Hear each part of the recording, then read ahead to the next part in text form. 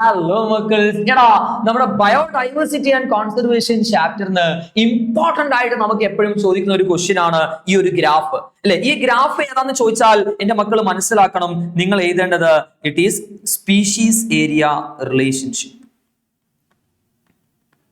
Species area relationship. അടുത്ത ചോദ്യം, ഇത് ആരാണ് പ്രപ്പോസ് ചെയ്ത സയന്റിസ്റ്റിന്റെ പേര് ചോദിച്ചാലോ അലക്സാണ്ടർ വോൺ ഹംബോൾട്ട് ആണ് അല്ലെ. ഏരിയക്ക് അനുസരിച്ചിട്ട് സ്പീഷീസ് റിച്ച്നെസ് കൂടി വരുന്നു up to a certain limit, then remains constant എന്നല്ലേ നമ്മൾ അവിടെ പഠിച്ചിട്ടുള്ളത്. സോ അലക്സാണ്ടർ വോൺ ഹംബോൾട്ട് ആണ് ഈ ഗ്രാഫ് നമുക്ക് പഠിപ്പിച്ചു തന്നത്. അത് ഇക്വേഷൻ S=C.A⁻Z അല്ലേ. അവിടെ ഓരോന്നും എന്താന്ന് ചോദിക്കും കേട്ടോ.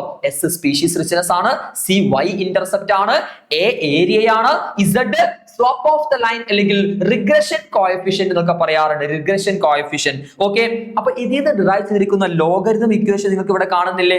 സോ അവിടെ നമുക്ക് ഗ്രാഫിന്റെ ഷേപ്പ് ചോദിക്കും. അപ്പൊ ലോഗരിതമിക് ഗ്രാഫിന്റെ ഷേപ്പ് ഇത് ഏതാണ്? സ്ട്രെയിറ്റ് ലൈൻ ആണ് കേട്ടോ. ഇത് ഏതാണ്? സ്ട്രെയിറ്റ് ലൈൻ ആണ്. അല്ലാതെ ഈ ഗ്രാഫിന്റെ ഷേപ്പ് ചോദിച്ചാൽ എന്റെ മക്കൾ എന്താണ് എഴുതേണ്ടത്? It is rectangular hyperbola. പാരാബോളയല്ല, റെക്ടാങ്കുലർ ഹൈപ്പർബോള. ഓക്കെ, ഇത് straight line, logarithmic straight line അല്ലെ. ലോഗരിതമിക് ഇക്വേഷൻ എന്താ? S=C.A⁻Z അല്ലേ. So log S = log C plus Z log A. ഏതുപോലെയുണ്ട്? Y = mx plus C പോലെ ഇല്ലടാ. സോ വെരി ഇമ്പോർട്ടന്റ് ക്വസ്റ്റ്യൻ ആണ്. So മക്കൾ, നമുക്ക് കാണാം. All the best, bye by.